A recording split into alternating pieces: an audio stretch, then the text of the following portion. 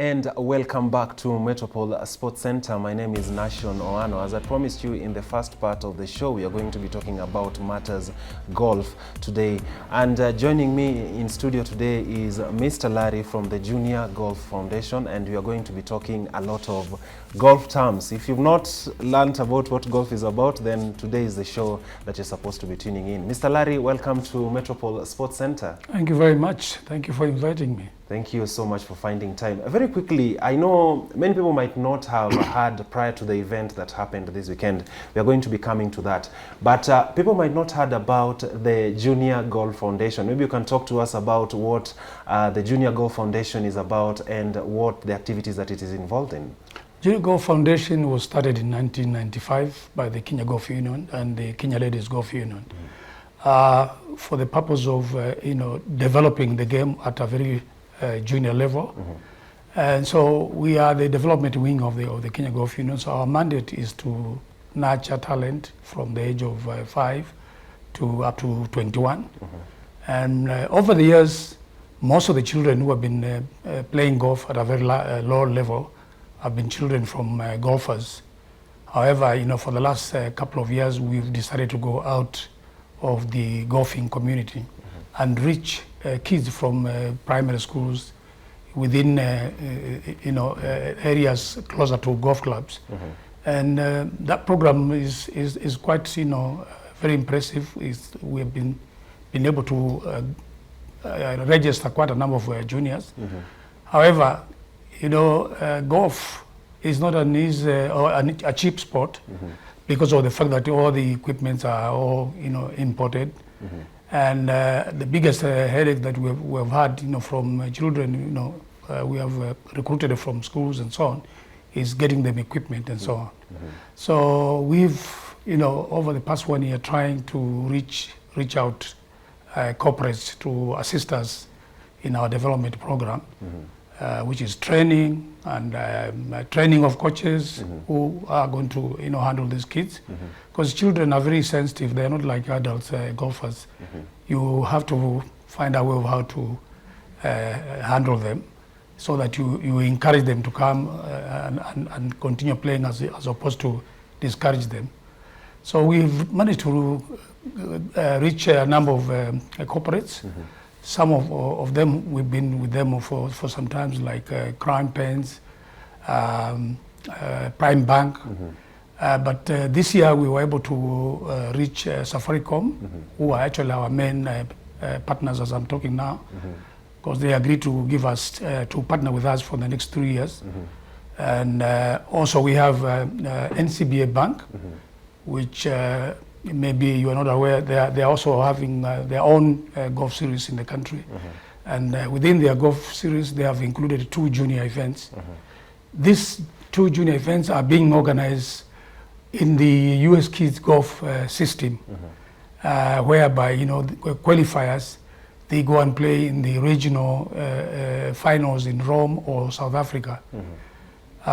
So because of this support that we have managed to receive from these corporates, we decided to invite US Golf Kids to come to Kenya to train our local coaches so that we have a unified or structured training system, as opposed to different coaches conducting their own coaching the way they know best. So we want to have a unified coaching system so that all the kids are trained in the same fashion. And we believe that it will take our golf very far, because US Golf Kids have, I think, the best method of teaching children right from the age of even 3. So we thought they were the best. So we approached them and they agreed to come to Kenya so that we are able to train our own local coaches who are spread across the country, because that way then we will be able to nurture the game and at a better speed. Yeah. There's a lot to unpack from what you've just mentioned. One, there is a training of young kids into golf. 2, there's the Safaricom Partnership, and then the 3 is the US Kids Golf. We're going to talk about that. But let me take you back a little bit in terms of the kids, and I think we're having this discussion off air. And for the longest time, there's always been a perception that golf is a game for the elite, it's a rich man's game, you know, people who are supposed to be playing. How would you rate the reception of golf to younger children, and how have the parents taken that idea of teaching them golf from such an early age? It's quite true. I mean, that has been the perception. And I have personally, as a journalist, you know, and a golf writer for that matter, I've tried my best to demystify that. What makes the game a bit expensive, like other sports, is because of the fact that all the equipment that, you know, are used to play golf are all imported. We don't manufacture golf items. And for a kid from underprivileged or just an ordinary Kenyan, they may find it a bit expensive. But that's why we are there as a foundation to try and assist these kids by providing some of this equipment. And, you know, it has been a difficult task because, you know, it's not very easy, first of all, for a child, you know, from a person and a family who are not golfers, first of all, to allow that kid to come and play golf. But we've managed to convince them. And because I personally believe golf is probably the best game for a kid to start at a very early age. It teaches them discipline, integrity, you know, and you know, we also emphasize, apart from playing golf, we also emphasize their education because it goes hand in hand. Education and golf, in all the places where golf has gone to a very high level, it's you know, it goes together with the education. So we are not just taking them away from their studies. We teach them also to make sure that they concentrate also on their studies. When they come to play golf, then they can be able to focus. And when eventually they go to a high level of professional, with education they will be able to manage how to survive. Yeah. On the part of Safaricom Partnership, maybe you mentioned that the partnership is going to run for 3 years. Maybe you can talk about the extent of partnership in terms of, I don't know if you're in a position to maybe talk about the nature of the partnership in terms of what the brands that are going to be giving, that is Crown Paints, Prime Bank, and Safaricom, and also NCBA in part of that. Maybe you can talk about the extent of partnership with the Junior Golf Foundation. Safaricom, as our main partners, as I said earlier, they agreed to give us 12 million shillings a year for the next 3 years. And 70% of that, we want to use that for development. And this is, you know, like the coaching we have had, you know, this past week with the US golf kids. That's part of our development, because we realize that we need to train the trainers of these children so that they understand how to handle these kids. We need to also continue with that program even when the US kids golf, you know, go back. We will have about 5 coaches of coaches. These are people who know, trainers of coaches. These are people who are slightly above the rest of the coaches, and they will be supervising the program to make sure that these coaches we have trained in different parts of the country are, you know, being followed, and they are doing the right thing that they learned at Muthaiga. So part of that fund that we are getting from Safaricom, we will be using that as for development, you know, of the children. Sports in Kenya is growing. I mean, for the past few years, it's been on an upward trajectory.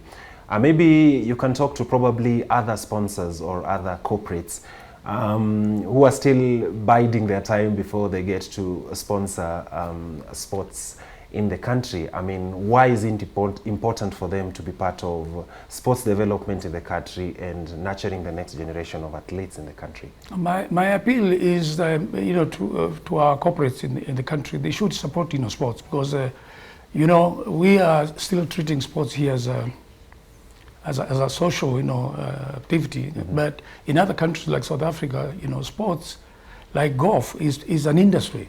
It creates employment for thousands and thousands of people. So, but we can't develop these sports without, you know, the support of the corporates. So let them come and invest in these children, because these are the future stars of golf in the country. And they will, corporate should be very happy to be associated with a junior golf right from the word go to a certain high level. So my appeal is to appeal to all the corporates to come and support not just golf, but other sports, Okay. because that's the only way we can be able to develop sports. Okay. Yeah. Maybe, Mr. Larry, as we are wrapping up this interview, I would be interested in probably understanding why was it important for you to partner with the US kids golf in the training of the local coaches?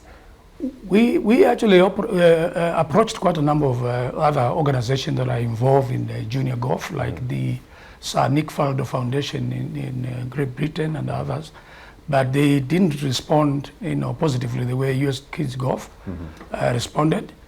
And I used one of my trustees who was in the US to organize a meeting with them. So we had a meeting, a Zoom meeting with them, and I was able to understand the way they approach, their training programs and so on. So I realized it was a very, very well structured, program, and this is why I invited them, because I thought that would be a very good program for Kenya.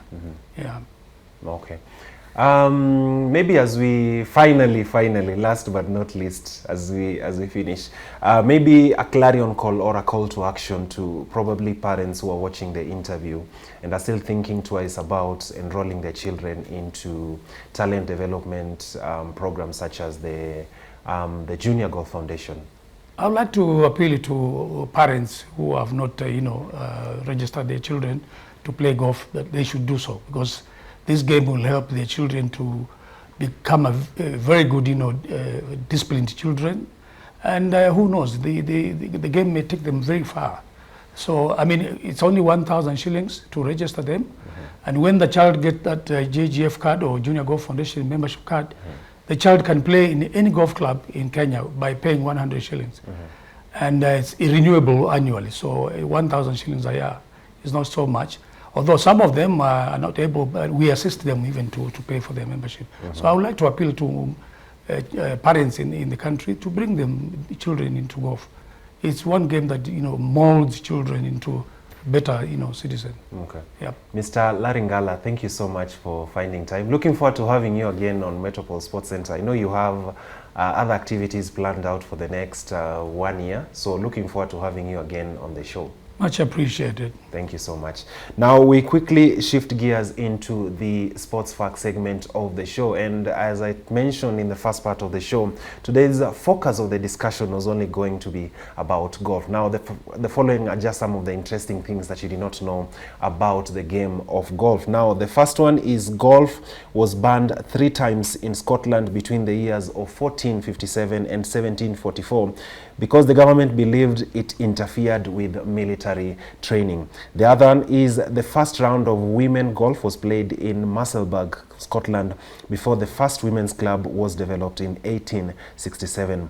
Now, initially, the current golf balls that you know were originally made of feathers and leather before they transitioned to wooden balls and to what they are today. The other interesting thing that you need to understand is that the oldest golf tournament in the world is the Open Championship, which was founded in 1860. And finally, Cosby Orr holds the record for the youngest person to ace a hole in all of golf history. Young Cosby Orr was only 5 years old when he claimed the record in 1975. Now you're knowledgeable about some of the things that you didn't know about the game of golf. We do take a short commercial break. After the break, we're going to be talking about the money that is in golf. Just how much do the prominent golfers in the world make? And is there really money in golf? Well, see you after the break.